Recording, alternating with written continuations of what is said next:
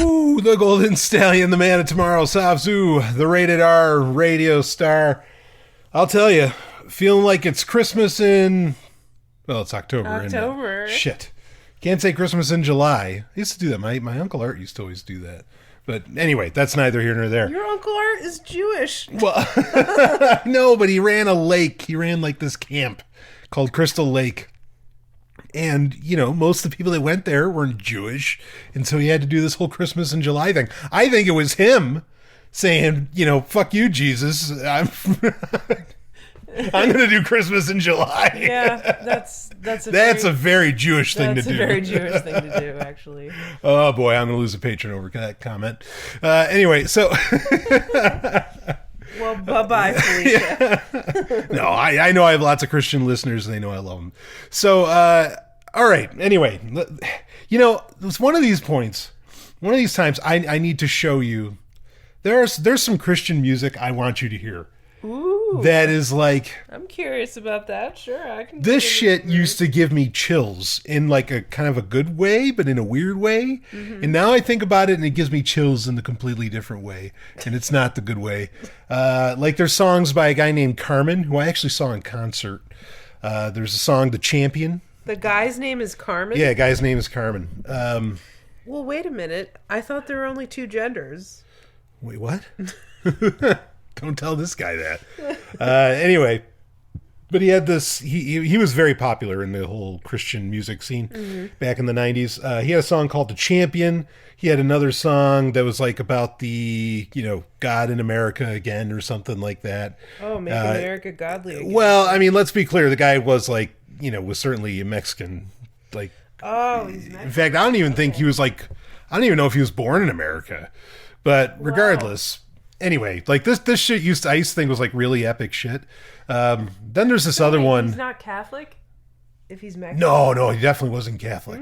Yeah, isn't that interesting? Yes. I mean, well, maybe he wasn't Mexican. Maybe he was Puerto Rican. I don't know. Anyway, so then there was another one. I forget who sang this, but it was "I Pledge Allegiance to the Lamb." I mean, and the music video was fucking weird because it's supposed to be... Bars. Yeah, I can't sing, so I'm not going to do that for you. But anyway... yeah, these songs are like now they're just downright creepy, you know. Like what are the lyrics? Is that copyrighted? I'm not doing it. I'm not going there. I know them, and I'm not going there. So, but you know, I do like Stryper. Gotta admit, I do like Stryper. So anyway, but I think they're playing for Satan. I think Carmen was pretty legit though. So anyway, my point. Wait, what do you mean when you say they're playing for Satan? I think Stryper plays for the other team. Like they're like leading people in. Like you have a lot of these bands. They're a fake Christian band. Yeah, that's really actually satanic. Yeah, I think they're really like occultists. Folks, where else could you hear stuff like this? You know another band like that? Skillet.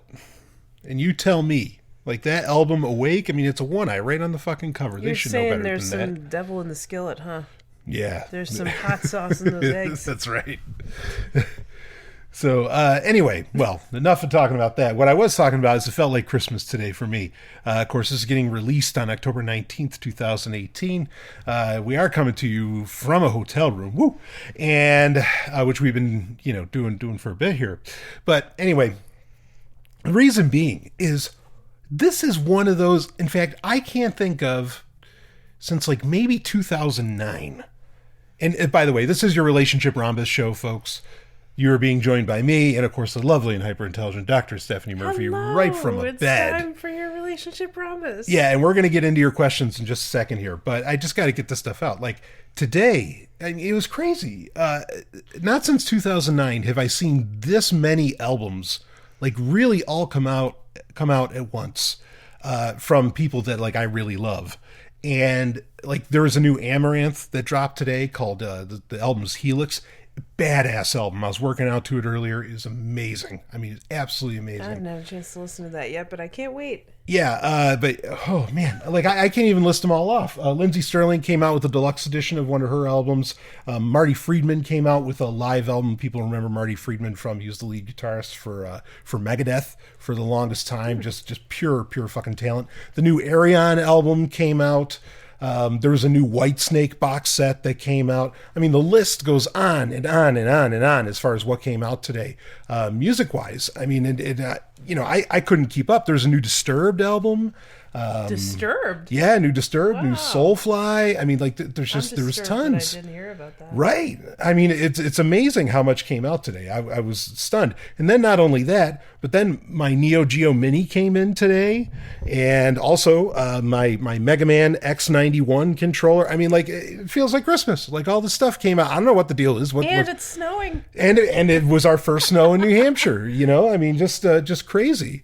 And I can't believe, like, yeah, it feels like Christmas. So, That's awesome. Yeah. Every day should feel like Christmas, especially Damn right. when you're Jewish. Yeah, I mean, so many things dropped today. Is wow. Anyway, but we're not here to talk about that. We're here to get into your questions, the Relationship Rhombus questions for your Relationship Rhombus show for October 2018, baby. And, I wasn't sure where I wanted to start this one. So what we had was we got a request to talk about a story that I ended up accidentally slipping into the show notes that we didn't actually get to on that Sovryn Tech Prime episode. Slipped to the big one. Huh? Yeah. But it has to do with a study that puts people into 4 distinct personality types now, and they put types in quotes because it's not exactly what they are. But this is another attempt. I mean, this one kind of falls in line with Myers-Briggs, but this is another attempt, kind of like Helen Fisher does, or even what's the one, Enneagrams? Enneagrams, yeah. Like that sort of thing. It's another. It feels like another shot at that, but. Well, Sovryn Tech listeners wanted to hear us actually talk about it, and I thought it fit in with the Relationship Rhombus Show. We do have a couple of questions we're going to get into after this from Sovryn Tech patrons. And, of course, just as a reminder, I do a Relationship Rhombus questions call post like the first of every month. And you can ask your questions right there, or you can ask them in the community page on Patreon, or you can message me with them. And just say it's for Relationship Rhombus, and then, Stephanie and I will get to it. Yay, we love questions. Yeah, even though last week was a lot of fun with, we had Leslie. We had Leslie Ann Peterson on. That was fantastic. Or last month, I should say. So anyway, all right, this is from Ars Tech. Last month, Yeah, all the same. The way time flies these days. So this is from Ars Technica, and it's study people tend to cluster into 4 distinct personality types by Jennifer Hewlett. And it's not a terribly long article, so I'm going to go ahead and read it. Okay. I mean, it's really not long at all. But anyway, let's get into it here. People love taking online quizzes. Just ask BuzzFeed and Facebook. Oh, yeah, I love them. Yeah, right. I love personality Yeah, tests. I hate them, but... What type of sandwich are you? Oh, God. What type of trash would you be if you were in a landfill? It's all to serve you ads, but anyway, yes. Yeah. A new study has sifted through some of the largest online data sets of personality quizzes and identified 4 distinct types therein. The new methodology used for this study, described in detail in a new paper in Nature Human Behavior, is rigorous and replicable, which could help move personality typing analysis out of the dubious self-help section in your local bookstore and into serious scientific journals. Yeah, now nature journals are good. It's Sure. hard to get published in a nature journal. Yeah, so this would seem to be pretty serious. Yeah. Frankly, personality type is not the ideal nomenclature here. Personality clusters might be more accurate. Paper co-author William Revell of Northwestern University bristles a bit at the very notion of distinct personality types, like those espoused by the hugely popular Myers-Briggs Type Indicator. Revell is an adamant anti-fan of the Myers-Briggs, and he is not alone. Most scientists who study personality prefer to think of it as a set of continuous dimensions in which people shift where they fall on the spectrum of various traits as they mature. What's new here is the identification of 4 dominant clusters in the overall distribution of traits.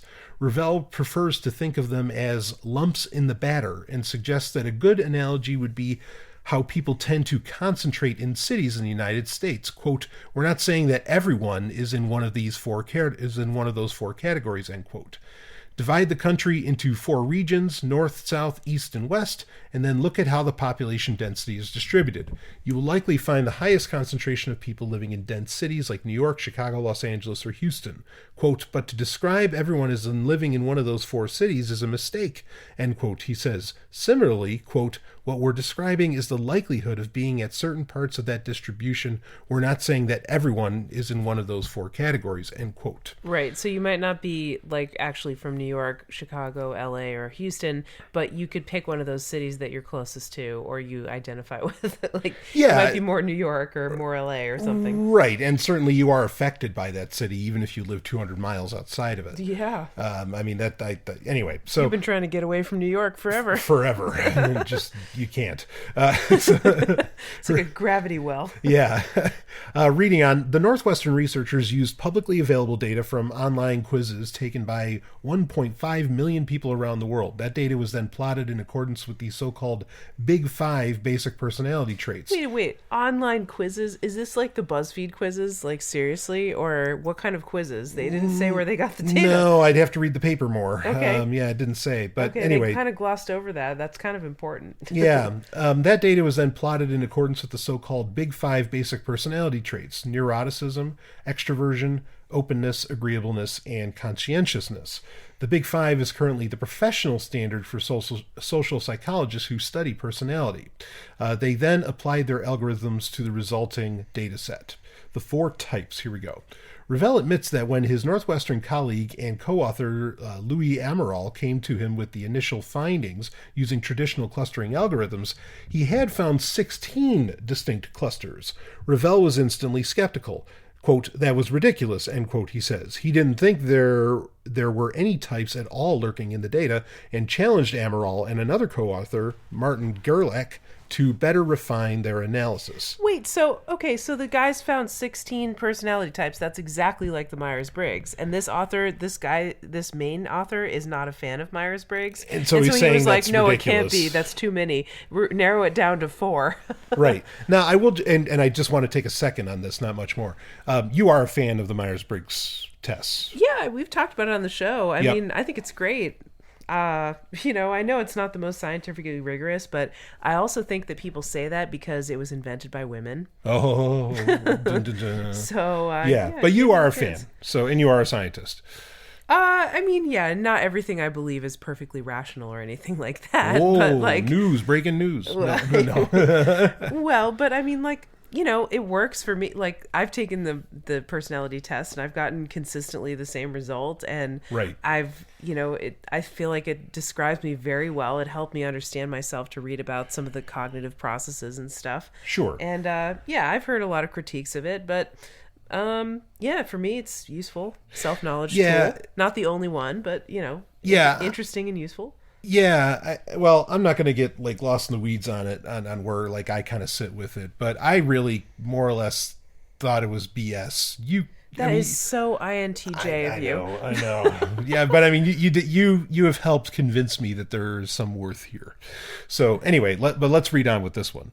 Quote, these statistical learning algorithms do not automatically produce the right answer, says Ravel. You need to then compare it to random solutions, end quote. That second step made all the difference. By imposing extra constraints to winnow down the results, the researchers ended up with 4 distinct personality clusters. So they put in a second element, stallion breaking in here, that is what turned it from 16 down to 4, which was, putting in like randomizing the test a bit or something. People often break the Myers-Briggs categories, the 16 Myers-Briggs types. They often lump 4 of them together and make 4 categories out of it. Like, for example, there's like, if you have NT in the middle of your Myers-Briggs type, it means you're like a rational type.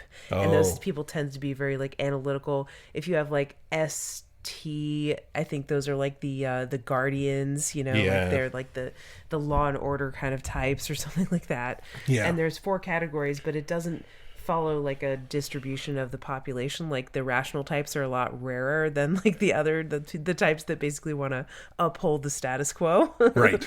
So, yeah. Yeah, well, we got 4 here, and their titles are, let's see, Leonardo, Michelangelo, Raphael, and Donatello. No, I'm kidding. That's not... That would be amazing. That's what I would run with. You know, just name them after the turtles. It's easy to remember. Yeah. All right, so actually the first one is average. And it's... So average is, these people score high in neuroticism and extroversion, but score low in openness. It is the most typical category, with women being more likely than men to fit into it. Oh boy. So we got a bunch of basic bitches up here, apparently, according to this scientist that like wants to cherry pick the data, that are extroverted, so friendly, but not really open to new ideas, and neurotic. Also neurotic. Yeah, of course. Now, what does neurotic that's just women, mean right? in the no?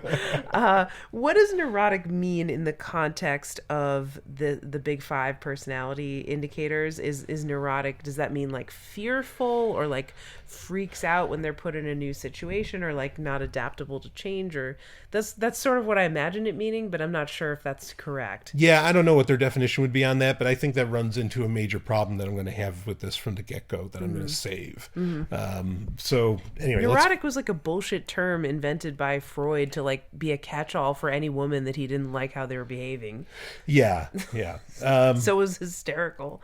Right. Since ancient times. Anyway, so no wonder women are categorized as more neurotic, really. You know, like, how much did they cherry pick that and manipulate? I'm not a big fan of this so far, but anyway. Let's go on to the next one. Reserve. So wait, they actually call this cluster of people the normals? Average. Oh, average. Yeah. They call them average? Oh my God. Why not just call them basic bitches? Seriously. That's like almost like the scientific way of saying you're a basic bitch. Yeah, right. All right, well, let's get into the next one. Reserved. This type of person is stable emotionally without being especially open or neurotic. They tend to score lower on extroversion, but tend to be somewhat agreeable and conscientious. Reserved. Okay, that sounds like me. I'm probably reserved. All right. Let's go to the next Agreeable, one. conscientious, but not very extroverted. Not very open to whatever bullshit you have to say. Yeah.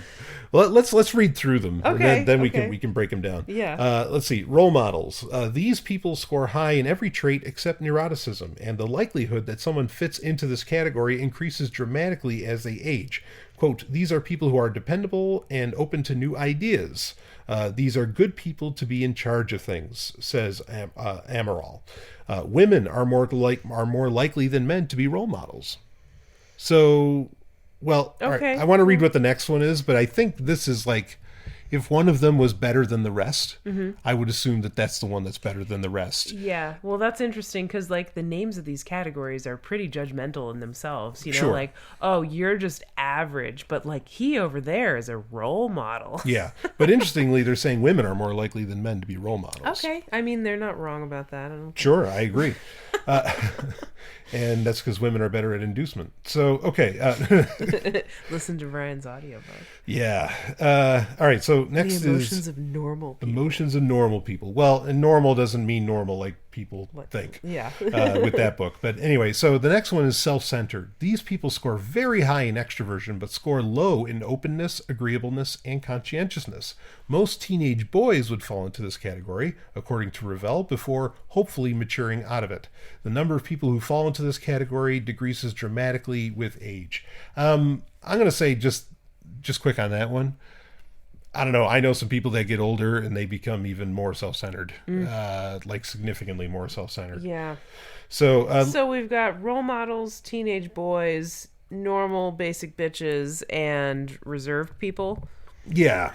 Okay. Let me read the last paragraph, then we're going to get into this. All right. The team used one data set on the first analysis and then replicated the same result on 2 other independent data sets, meaning their methodology is replicable, at least on similarly large data sets, which are much more common today thanks to the internet and the rise of open access. Quote, a study with a data set this large would not have been possible before the web, end quote, says Amaral. So that's the gist. That's the 4 types. Interesting. I want to see what the 16 types were. Yeah, I'd be curious about that too. But they don't say at all what that is. For me, this I know they're saying it can be replicable, but it just falls under BS to some degree for me. Right. And what's the point of a personality test if it can change as you age? Right. Right. Like, now you're a role model, and before you were self-centered and all that. And right. it's just, that's not really personality. Personality, no, right. I think of as more like a fixed element that stays with you kind of since you're a baby. Yeah. Like, it's throughout your life. It is influenced by culture too, but like, it's formed at a pretty early age. That's the way I think of personality. It's almost like consciousness, actually. Right. Personality and consciousness to me are very similar or intertwined, I guess. Yeah. And if it can change so much as you age, it's more like a measure of where you're at in your life right now or something, rather than your core personality. Yeah, I don't know if this is a way to like get people to change. Like if they're self-centered, well, this is how you can become a role model or something like that. Which in that sense, it's just going to fall back in the self-help category. And I don't necessarily mean that with derision, but I think your instincts were pretty on about the fact that this is just like maybe a rebranding of Myers-Briggs, and maybe they and they want to make it appear all scientific and see it was made by a man and it's scientific. Yeah. But actually, they're probably verified. Like, with those 16 personality types, I bet you that it is very similar to, like, you could overlap it right on top of the Myers-Briggs personality types, and you would find pretty good matches. Yeah. I mean, myself, like, enneagrams are interesting. That's something I think would be fun for us to explore in a future episode. Okay. I'm also intrigued. It's something I've been saving for a while to talk about Helen Fisher's work on personality types. And that she has only 4 as well. Even though you kind of have a primary and a secondary within Helen Fisher's work, which Helen Fisher gets more into a genetic component with her personality types. So I feel like that has, to me, it feels like it has a little more weight to it, and it's not all cultural and nurture. But yeah, this just feels like, okay, so these are the 4 types of people, and what? Like, I mean, that's kind of the thing, is I don't even get the point to this, especially now. I mean, I can agree, like, mental elasticity, I think, is a very real thing. I think a person can kind of shift, potentially, depending on what we're talking about here. And again, this is completely based around those big 5, which is neuroticism, conscientiousness, extroversion, so on. And even those I have a problem with. And in fact, this is something that came up in the audiobook that I'm doing right now for Sovryn Tech First University, which is William Moulton Marston's Emotions of Normal People. In the first chapter of that, he has this brilliant screed where he says, look, all these terms that we use, like even the way we describe emotions, like fear, go down the list of emotions, happy, all these other things. He says, he's like, these are words borrowed from Victorian era novels that psychology just took whole cloth from these books within the context of what was happening in the book and used it to describe some kind of like scientific aspect of the human condition. And he's like, yeah, but we don't know what these words actually mean. Like these words have no meaning. Right. It's not based. These words have no scientific basis in and of themselves. Yeah, and I think, and how could they? Right. And that was a very memorable part of the book. Yeah, I think it's a dynamite thing to bring up. Yep. I mean, take, for example, fear, just to prove his point. Not that he would have brought this up, but fear. I think fear is not a natural thing. But then what am I talking about? Because there are fears that are absolutely natural. That's the problem, right? When you talk about being afraid of another person or like afraid to talk about something, that's a fear. But that's not the same thing as the genetic, like the evolutionary fear that you have of snakes and spiders, which is absolutely real. Like that is a biological function of the human body to have that natural fear, like the biological function of being afraid of snakes. And so you can't talk about that. Can't be a fear. That cannot be the same fear as the fear of telling somebody something. You get my point? Yeah. And so right. that so word why do we use sucks. the same word for it? Right. It's a terrible word. And you can't say just use context, because we don't get enough context with stuff. Even in psychology books today, you don't get enough context. Yeah, and then there's the problem of like, it's like qualia, right? Right.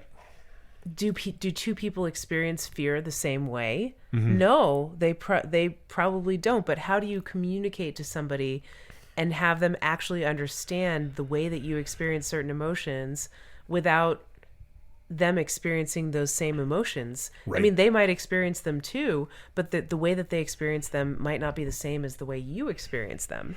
Right. So how do you even communicate about it? It's very fascinating and difficult. This is like the hard problem of consciousness. Yeah. How do you describe the ineffable? Yeah. I mean, one person's pain is not the same as another person's pain, even if it's the same stimuli.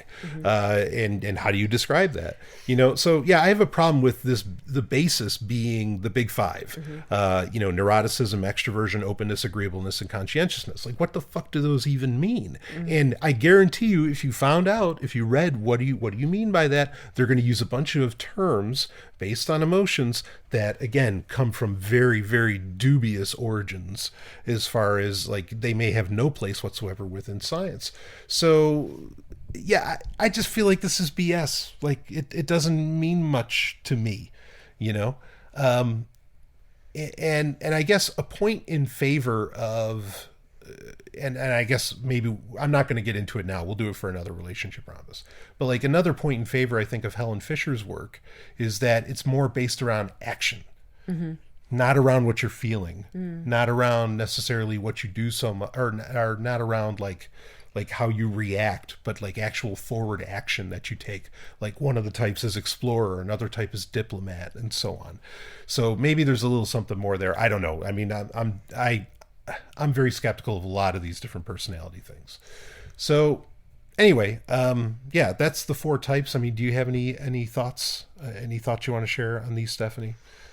Yeah, I mean, I guess like what makes somebody extroverted or introverted? Like, if you look at babies, it's really interesting because like some babies are just really friendly, Sure. And some babies are just not, Yeah. And now you could say that their experiences are shaping their willingness to be friendly and outgoing, but and maybe that's true. But like, what is it that makes someone extroverted? What contributes to that quality? Is it genes? Is it environment? Is it past history of trauma or whatever? Yeah. Is it your parents? Is it your community? I don't know. But I'm fascinated to find that out. And then also, like, what makes someone, like, for example, agreeable or not? Like, agreeable to who, Yeah. What does this mean? Right. It's like you're agreeable with war? I don't know. Like, right. Yeah. Oh, I'll just go along with whatever. Yeah, whatever. Yeah. Yeah. Yeah, you want to bomb this other country? Okay, sure. I'm just average and agreeable, Yeah. I mean, this is another one of those things where I think you can describe what's going on, but you don't need to create 4 personality clusters to describe what's going on for people, Yeah. Did it say anything about how big each of these clusters is? Like, is the normal people or the average? They said average was the largest, which is Okay, probably of why they course. titled it average. Yeah. They didn't say like whether or not role models is the smallest group or anything like that. Yeah, it's not like Myers-Briggs where like INTJ is the smallest percentage and so on. It's between INTJ and INFJ. Right. Yeah. So anyway, and then I mean I didn't even like one of the when they're describing the role models, like Amaral says these are good people to be in charge of things. Well, maybe nobody should be in charge of anything, other Right. than themselves. There's judgment there. Yeah. So yeah, this is the word of the day is dubious. This is very, very dubious stuff in my opinion. Even though it got published in a very respectable journal, it is replicable. But you can come up with terms for all kinds of things that can be replicable, and that doesn't necessarily mean that it's good science. Like, this to me just seems like, you talked about William Marston's work, like his term disc theory or disc being like appropriated by some business organization and used as like to classify people as the type of workers or something. Yeah, that they it got were. turned into a personality test, which originally it was not. Right, and it was like nothing like his original disc theory. Right. And I don't even think they gave him credit for it. But like this just really strikes me as like a way to classify people and figure out, okay, who should be the leaders, who should get the promotions, who should be in charge of government, and who should be the followers, the average workers. You know, this seems like a sorting system for determining a very hierarchical, a very, a very authoritarian kind of society, or a work culture. And, you can't really, maybe there's a little bit of chance to move within the ranks, but not really, not that much. If you're deemed average, you're probably just going to be average for forever. Yeah, I mean, even when you just tell people that, like... Right, yeah, telling them that affects it, yeah. Yeah, I mean, this statement can be taken to an extreme, but there is some truth to it. Your perception creates your reality. And if you think you're average, you're going to be average, you know? I mean, I really like that. And so even telling people this sort of thing is slippery stuff. Yeah. Yeah, and so what I'm saying is that this personality test seems designed for someone else to put you in a box. For someone else to categorize you for their purposes. What I like about something like Myers-Briggs or Enneagram is like they are designed really for you to get to know yourself better, or maybe for you to get to know a partner better. Right. And so it's more like, who is this for? And I like the ones that are for you to understand yourself better than I like the ones that are for somebody else to put you in a box to see what kind of worker you are. Yeah, this feels top down, not personal. Yeah, absolutely. So do we give this these 4 personality clusters? Do we give it the thumbs up or the thumbs down? Thumbs down. Yeah, thumbs down for me too. BS. Don't bother with this stuff. It's not going to help you with your relationships whatsoever. So, all right. Do you want to move on to the next question? Sure. Yeah. All right. Let's get on to. This one's from Jim Jesus. So, Anyway, what do I know? I'm not judging anything about Jim Jesus. There we go. Yeah, he is. But I'll tell you, he is certainly not average. I don't know if he's a role model, but he sure as hell ain't average. Well, you can say that about everyone on the show. Yeah, that's true. So, okay, so here it is. It says, "Be me, studies Satanism, goes on Tinder, meets girl, hits it off, everything sounds fine, asks her on a date this weekend. She asks if it can wait a week so she can see her family in Utah, investigates more, turns out she's LDS. Dee-da-da-dee-dee-dum. What should I do, fam? Do I go on a date next week and get her to convert to Satanism, or take the long shot and try to get my own planet with a harem of spirit wives?" I say, man, you go right to Cobol, all right, or Kolob. I think it's Kolob, actually. Cobol. well, it's Cobol in Battlestar Galactica, but I think in Mormonism it's actually like Kolob or something like that. Yeah, something like that. I'm not really familiar. Yeah, you go right to Kolob, buddy. That's what I say. What do you give? What advice do you give to Jim here? Okay, Jim. So you met a girl, you liked her enough to want to go out on a date with her, and convert her to Satanism. Well, I don't know about that. That wasn't what I was going to say. All right. You find out that she's LDS. Oof. Now, some people they can identify with a religion but not really believe in it. She could be questioning, her religion.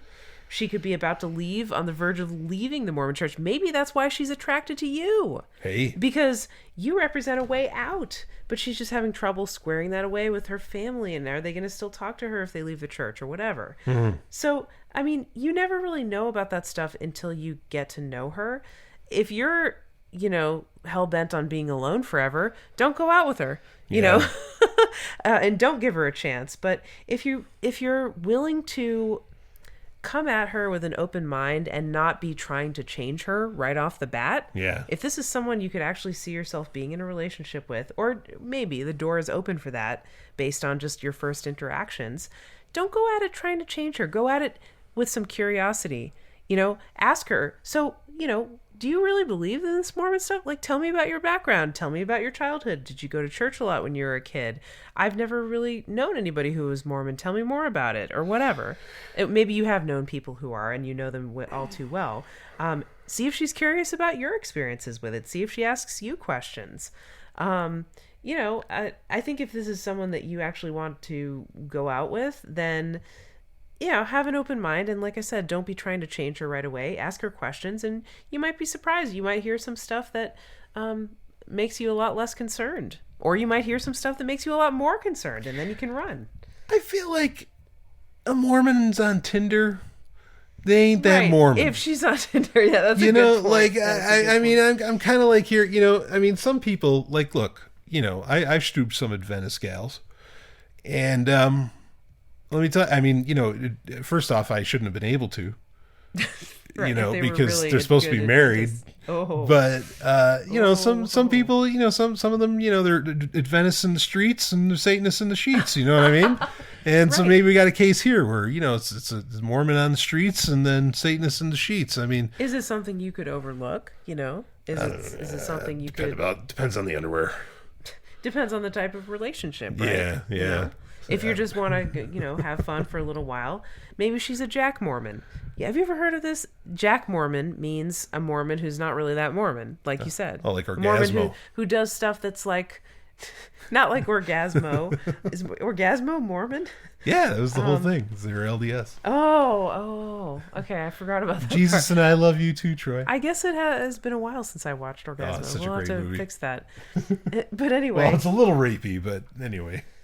Is there such a thing as a little rapey, or is it like just rapey? Like there's no little rapey, right? It can be, I don't know. I mean, maybe it depends on the context, but yeah, it can be. I mean, he was blasting them and giving them orgasms non-consensually.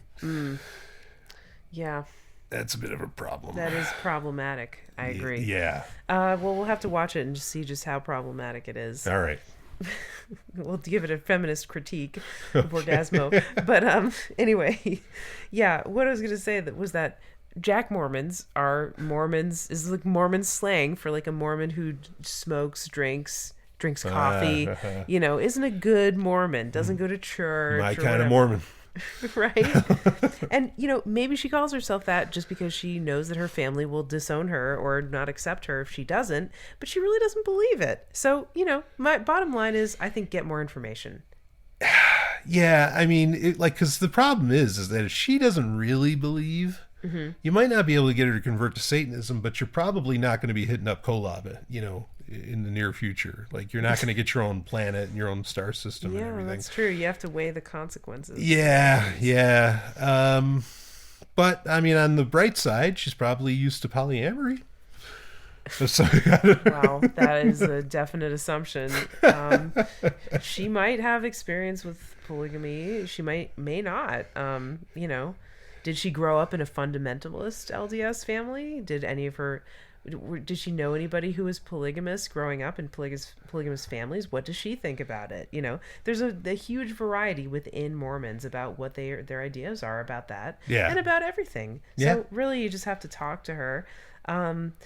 Now, the only thing I would say is that if she's talking about, she wants to get married, right away, or she wants to have kids right away, if she seems desperate for any of that, it's probably not a good idea to keep dating her. Just cut her loose and say, I'm not the right guy for you. You're wasting your time with me.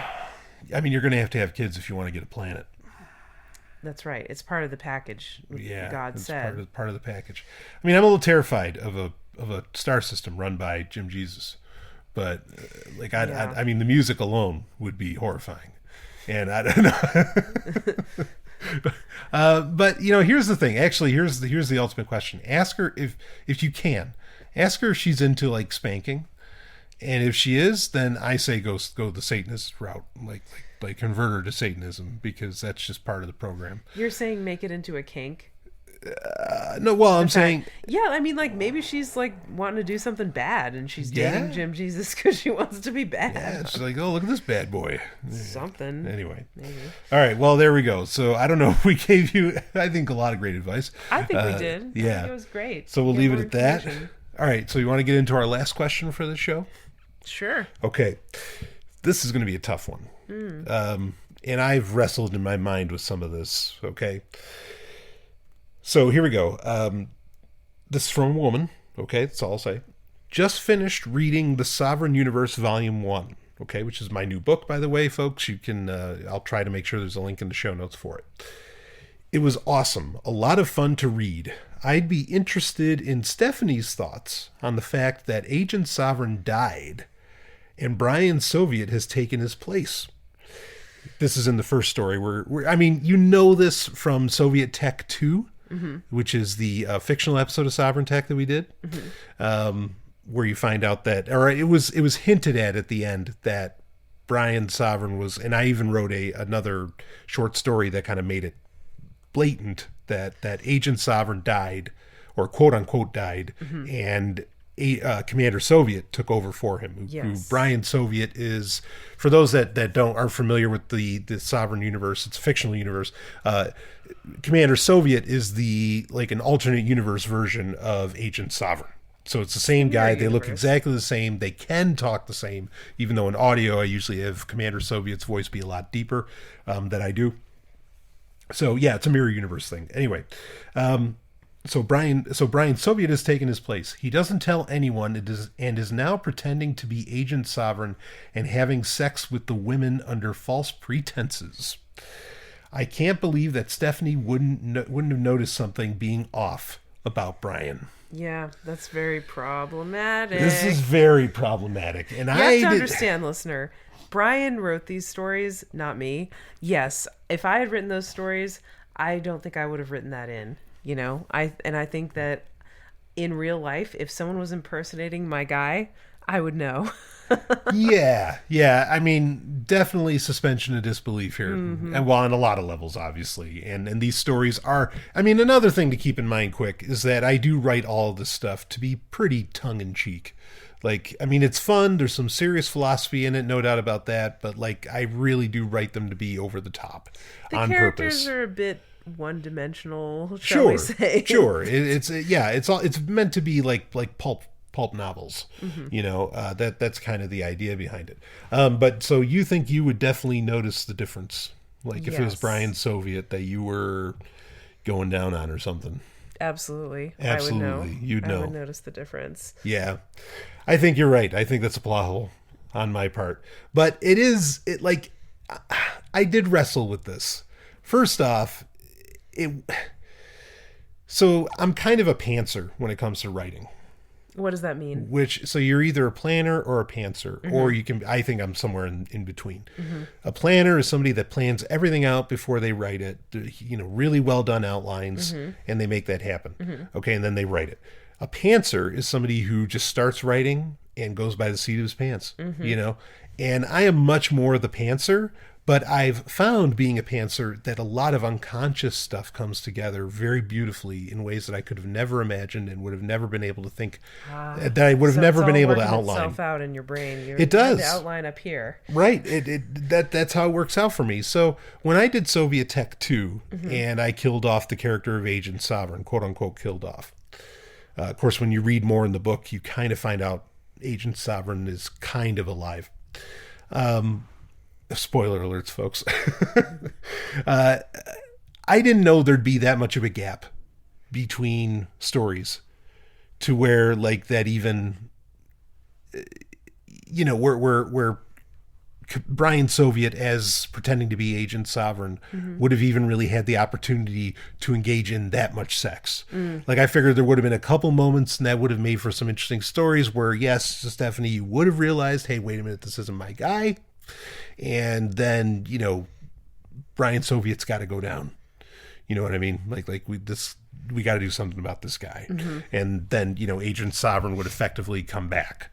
But it ended up being, like, with the newsletter and everything, I ended up writing like months and years of these characters' lives where, yeah, it's this whole time and there's tons and tons of sex and it's Brian Soviet and all of the women involved have no idea that that's Brian Soviet. They think they're with Agent Sovryn.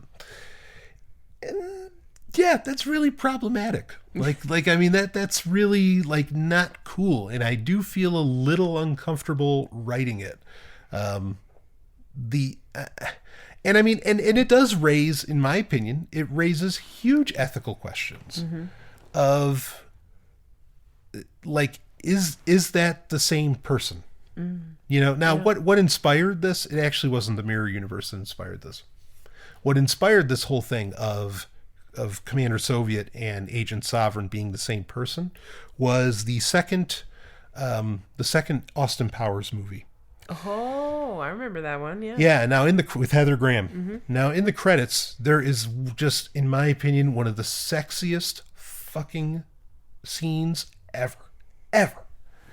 And it's so in the movie, there's a point where like there's a time travel element to it, and there's an Austin Powers of the present, and then there's Austin Powers 10 minutes from now. Right.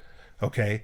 And in the end credit scene, Austin Powers of the present walks in and sees Heather Graham fucking some other guy. And he's like, what the hell is this? He's like, I thought you loved me. And then, you know, the sheets come up and the guy is Austin Powers 10 minutes from now. Right. Right?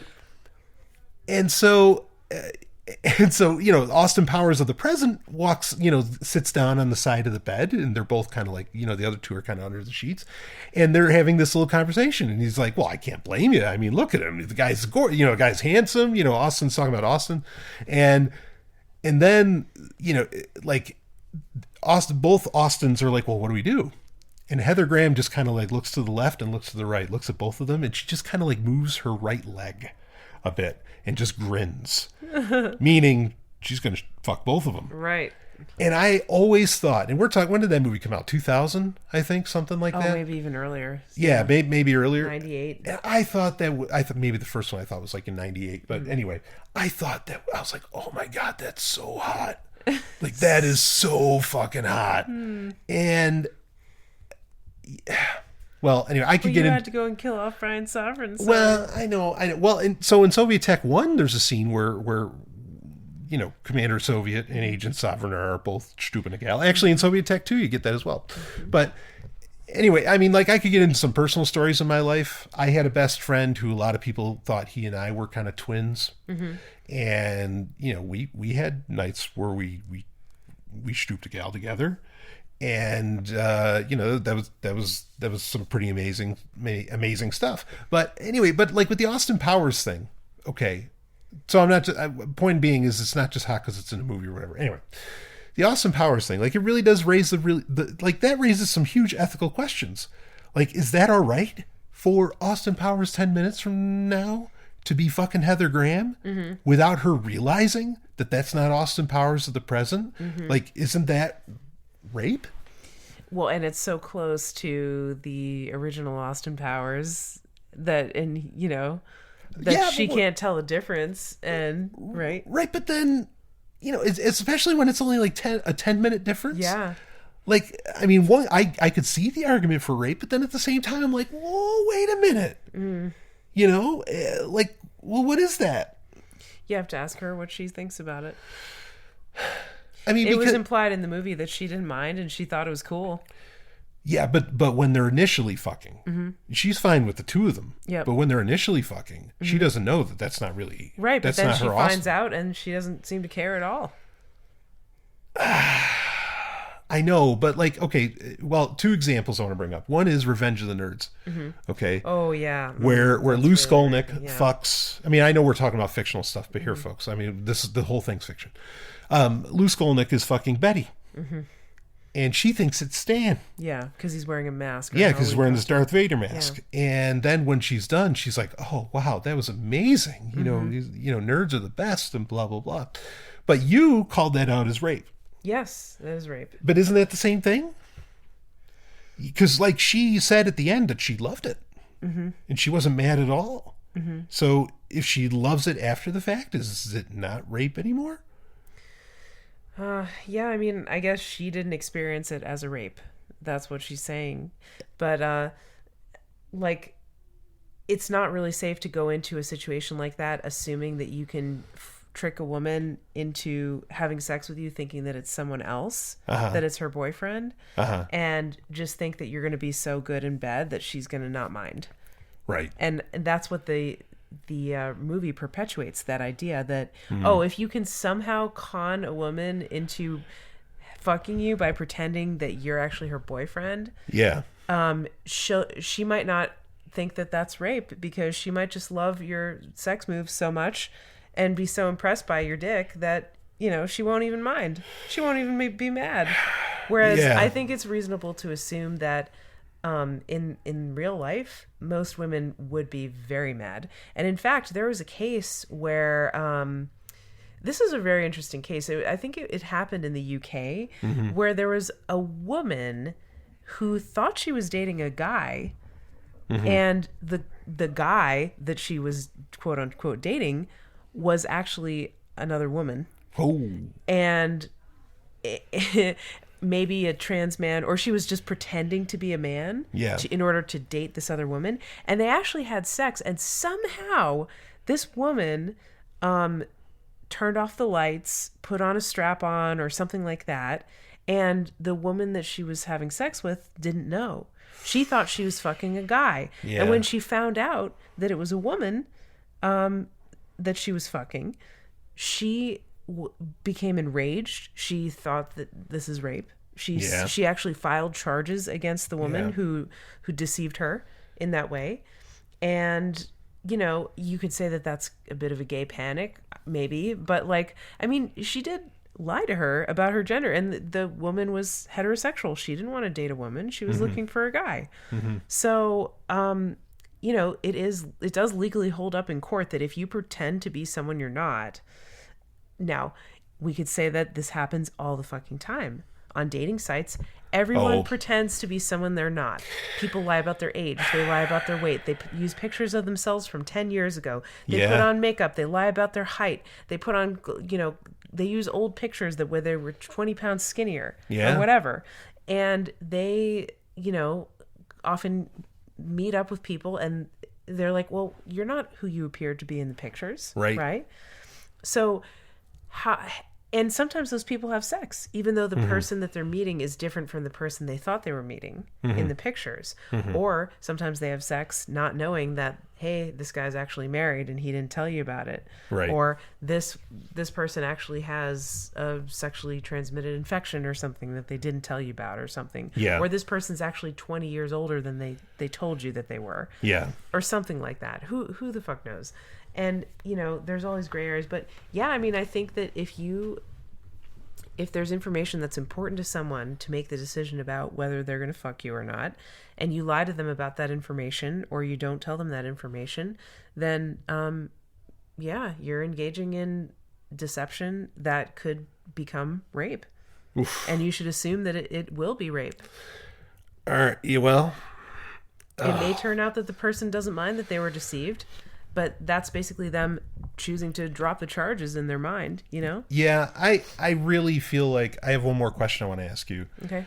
I really feel like so much of this falls into the same very weird area that I don't even want to touch that I know there's just never going to be a straight answer on or a good answer about. And that is, if you are drinking, when does consent go out the door? Yeah. Like I think, in fact, that question's so unanswerable. What the hell are people doing drinking? I don't like, people can do whatever the hell you want, but of course, and drink away. I don't give a shit. Okay. And I really don't, have fun, do your thing. But that becomes such questionable territory, unless it was already well established and I had sex with somebody when they weren't drunk or something like that. I would find having sex with them while they are drinking to be just so ridiculously dubious and questionable of where the consent rises and falls. I mean, it's just... I've had partners that I was sex partners with who at one time or another got drunk, and I felt they were too drunk to consent to having sex, even though we were already partners and in a relationship. That doesn't mean you still have to get someone's consent every time. Just because you're right. Partners or married to someone doesn't mean you can't rape them, right? Right. No, well, that's why I say that's the only time I'd even dream of entertaining that. And when I'm Brian, when you and I are talking about is something rape or not, I think what I care about more than from a legal standpoint, because from a legal standpoint, it's laughable what holds up in court as being a rape. Yes. It's really only like the most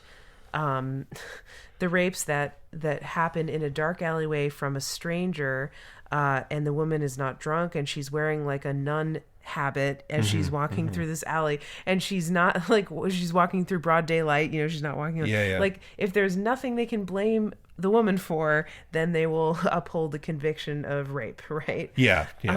Or the victim. It's not always a woman. If there's nothing they can blame the victim for, then they'll grudgingly uphold the conviction of rape. Like, the standard really is skewed towards like, okay, blame the victim, and then if you can't possibly blame the victim, if it's so cut and dried, then okay, maybe I guess the person got raped, but the rapist won't get very much jail time or anything like that. But anyway, so I care less about whether something meets the legal definition of rape, which I don't have the qualifications to answer, and it's going to be different in different jurisdictions because often that's up to a judge or a jury. But I care about whether somebody experiences some kind of sexual experience as traumatizing or as consent violating, because what happens is that affects them later. It affects their later relationships. Sometimes they don't understand that it was traumatizing for years. Right. Sometimes they're in shock. They don't, it doesn't register right away. And people make all kinds of excuses for themselves to say why that wasn't traumatic, that thing that just happened to me. Right. A lot of people are in denial for a while. That's like there's that story about like, I made my rapist breakfast or something like that. Have you ever read that? Where this woman is describing like this guy raped her, and then he still like stays over her house in the morning, and she like makes him breakfast because she's been so conditioned to like do everything to just please a man or whatever. But she doesn't, like, she's not really admitting to herself that she just got raped, and she can't like kick him out.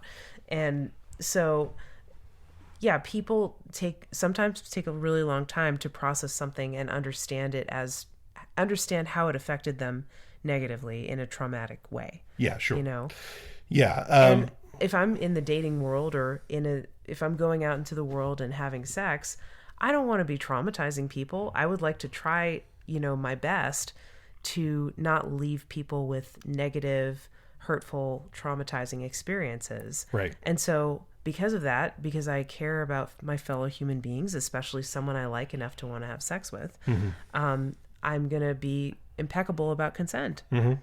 And try not to leave them with any emotional wounds that I inflicted on them. Absolutely. I have one. I still have that one more question I want to get to, or that I want to ask you. But I mean, like, legal definitions of rape. Like, I mean, come on, Steubenville, Ohio. Like, it's a joke, right? Regardless, it doesn't get solved in the courts. No. Sure. This is something we have to be like feeling from the inside, and understanding. So anyway, okay, so here's my next question. Okay, a little mental trap here. No, I'm not trying to trap you. Say somebody has amnesia, and they're like a husband or a wife, whatever gender is at play here. And the other person wants to have sex, and that person wants to have sex, Well, if the person with amnesia wants to have sex, then sure, go for it. As long as they're basically mentally capable of having consent. Like, usually you don't get... Yeah, because there's a power dynamic there that I get worried about. Yeah. Well, power dynamics are one thing. I mean, they exist in a lot of relationships, and the best thing we can do is be aware of them. Right. Right? But people are not always aware of them. No. Especially the people on the top of the power dynamic. They're just enjoying it. Yeah, they're just enjoying it, exactly. With amnesia, like, usually people don't get amnesia unless they have some other kind of traumatic brain injury, and so how are her mental faculties? Are they intact, right. or how are the person's mental faculties? I don't know if it's a woman or whoever. Yeah. I think that gets into weird territory too, because you're really fucking a different person.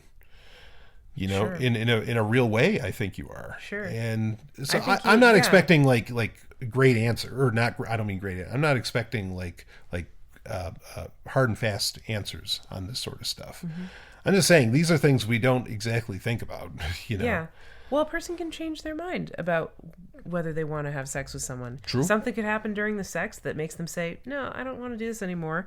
Or they don't even need a reason. Like their mood could change. They could start hurting or whatever. Like they could experience a pain in their body that makes them want to stop. Yeah. And that's okay. They're able to do that. Consent is a video, not a picture, not a snapshot. Right. Just because they said yes at one point in the past doesn't mean they can't change their answer to no at any time. Absolutely. And you should respect that. Absolutely. And I think with amnesia, it's almost like setting the reset button on the whole relationship. Yeah. And you have to get that person's consent again. And you might, you have to do whatever it takes to convince them to obtain their consent again. Yeah. Yeah. You can't assume that it's still there. Yeah. So this is, again, getting back to the Sovereign Universe stories.